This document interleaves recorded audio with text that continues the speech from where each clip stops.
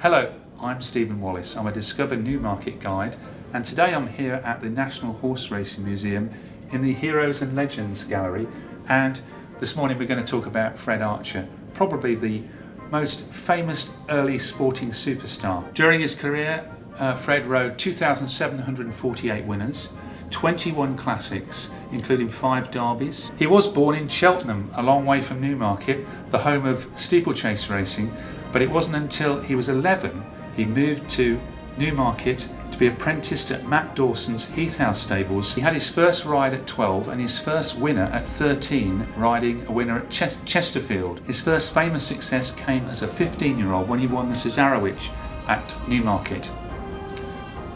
Further success soon followed when he won the Derby as a 17-year-old in 1874. He won the champion jockey's title 13 times between 1873 and 1886 until his death at the tender age of 29.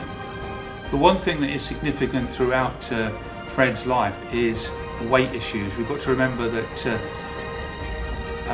Fred was 5'10". They didn't have the nutritional advice and the help that you get now as a jockey, and he was constantly battling against the scales, regularly riding at about 8 stone 8 and probably even lower than that. And you can only imagine how difficult that must have been. He was living on a sardine and a biscuit and a glass of champagne. And in 1885 he rode a record 246 winners in a season.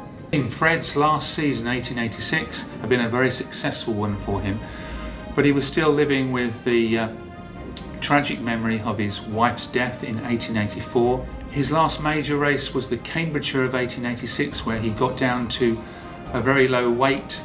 He was then riding at Brighton and Lewes in Sussex and caught a bit of a cold, came back, and his last ride at Lewes was on the 4th of November 1886.